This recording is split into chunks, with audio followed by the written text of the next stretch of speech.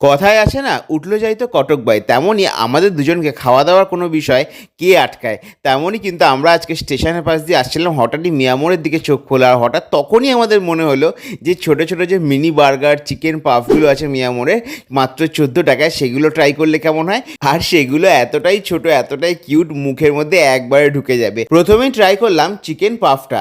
প্রথম কামড়ই কিন্তু বুঝলাম যে সেটা খুব একটা আহামরি নয়। ভেতরে যে চিকেনের অল্প একটু স্টাফিং দেওয়া হয়েছে সেটা কিন্তু একদমই নামমাত্র। যদি আমাকে কেউ জিজ্ঞেস করে আমি বলবো 14 টাকা অনুযায়ী আরেকটু যদি স্টাফিং দিত তাহলে কিন্তু ভাল লাগতো খেতে। তো যাক, কি আর করা যাবে।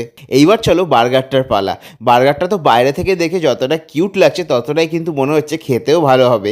প্রথম বাইটে বুঝলাম যে বড় বার্গারের মতো স্বাদ না হলেও মোটামুটি কিন্তু একবার কেউ বার্গারের স্বাদ পেতে চাইলে সেটা কিন্তু ট্রাই করতেই পারে। তো এই ছিল আজকের ভিডিও। তোমাদের কেমন লাগলো অবশ্যই সেটা জানিও। Subscribe for more.